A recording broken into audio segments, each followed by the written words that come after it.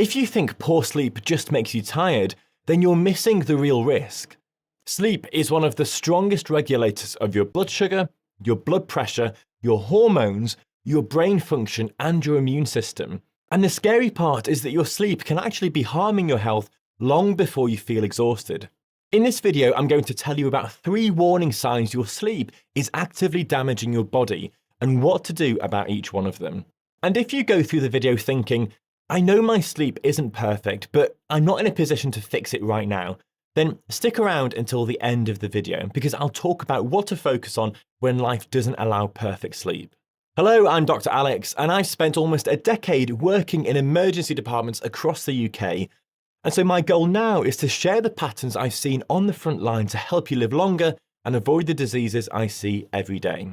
So, why sleep is a health regulator, not a lifestyle extra? So, most people think of sleep as rest, as downtime, as something that happens when the day is over.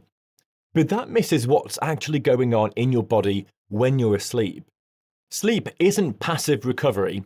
It's when your brain clears out metabolic waste through the glymphatic system. It's when your blood vessels repair themselves, when your pancreas recalibrates insulin sensitivity, when your immune system consolidates its memory of threats. Research tells us that this waste clearance system is nearly 10 times more active when you're asleep compared to when you're awake, which helps explain why chronic sleep loss is now linked to accelerated cognitive decline. Every major system in your body relies on sleep to reset and maintain baseline function. When that process is disrupted, the effects ripple outward in ways that are quite quiet at first, but measurable in your blood work, in your blood pressure readings, in your mood patterns, and your cognitive performance long before you collapse from exhaustion. What makes sleep so dangerous when it's disrupted is that it controls multiple systems at once. A single night of poor sleep can raise your blood sugar the next day, dysregulate your appetite hormones, increase sympathetic nervous system tone, and impair your ability to form new memories. That means the damage isn't isolated to one part of your health. It spreads outwards. And before we go into the first warning sign, if you could do me a huge favour and just check that you're subscribed to the channel, it really would mean so much to me. What that does is help this video reach more people.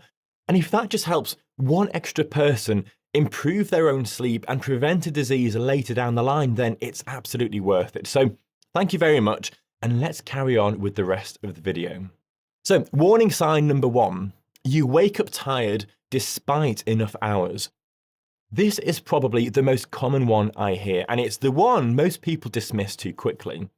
You're getting 7, maybe 8 hours in bed, but you wake up feeling like you haven't slept at all.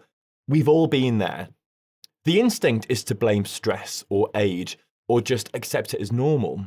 But waking up unrefreshed despite adequate time in bed isn't normal. It's a red flag that your sleep quality is compromised, and that has real metabolic and cardiovascular consequences. The issue here isn't sleep duration, it's sleep fragmentation, circadian misalignment, and poor sleep architecture. Your body might be spending too much time in light sleep and not enough in deep slow wave sleep or REM or REM sleep. And these are the stages where most of the repair happens. Or you might be waking up repeatedly throughout the night without remembering it, which interrupts those restorative cycles. Sleep fragmentation in particular has been linked to insulin resistance, elevated blood pressure, and increased appetite the next day. Your body doesn't get the chance to fully downregulate stress hormones like cortisol, so you wake with your nervous system still running on high alert. What helps is not just adding more time in bed, but protecting the quality of the sleep you're already getting. That starts with consistency. Waking up at the same time every day, even on weekends, helps to anchor your circadian rhythm. Morning light exposure within the first hour of waking reinforces that signal and makes it easier to fall asleep at night. Reducing caffeine after midday and avoiding alcohol close to bedtime both improve your sleep continuity.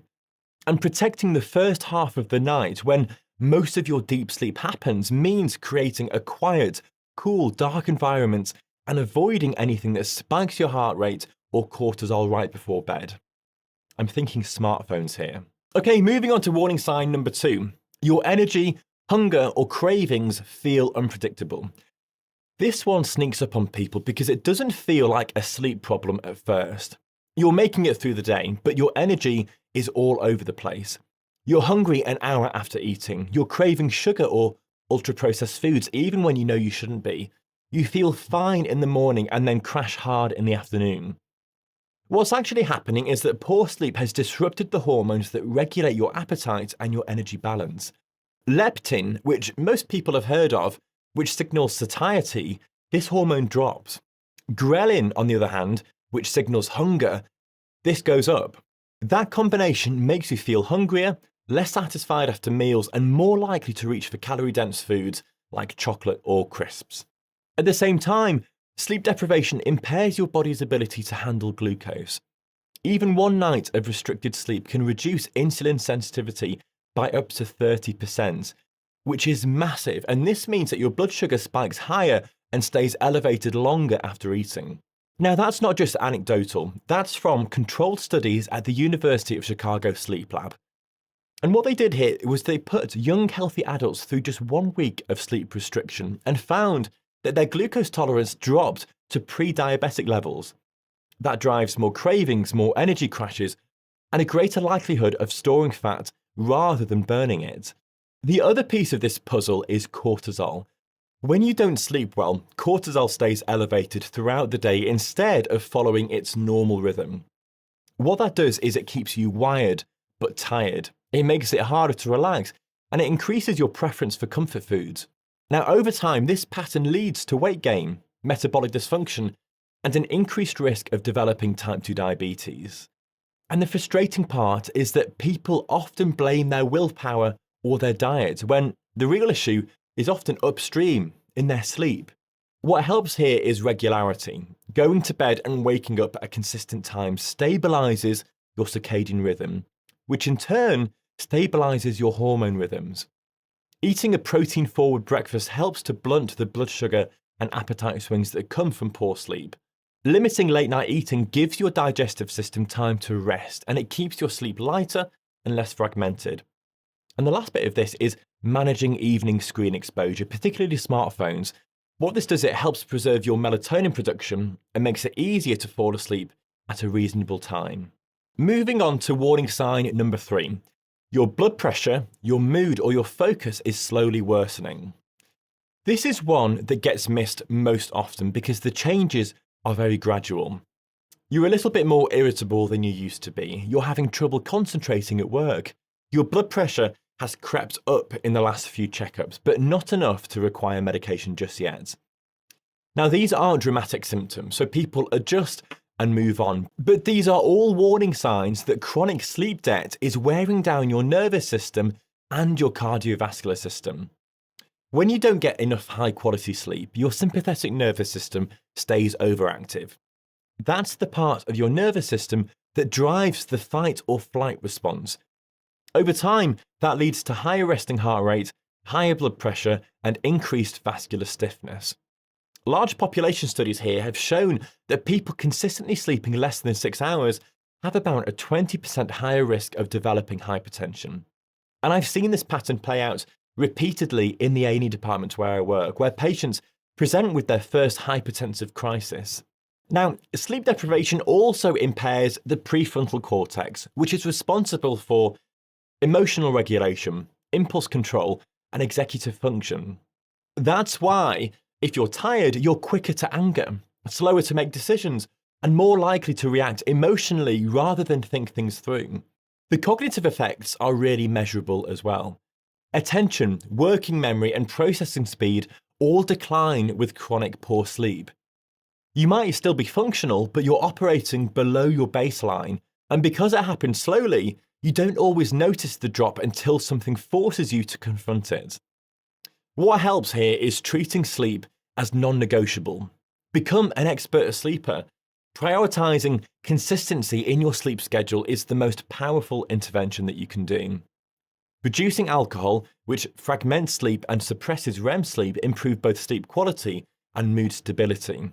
Managing stress before bed, whether through reading, breathing exercises, or just simply through a wind-down routine, helps to lower sympathetic tone and makes it easier to fall asleep. And for people who snore loudly, wake up with headaches, or feel excessively sleepy during the day despite adequate time in bed, it's really worth considering whether sleep-disordered breathing like sleep apnea might be playing a role.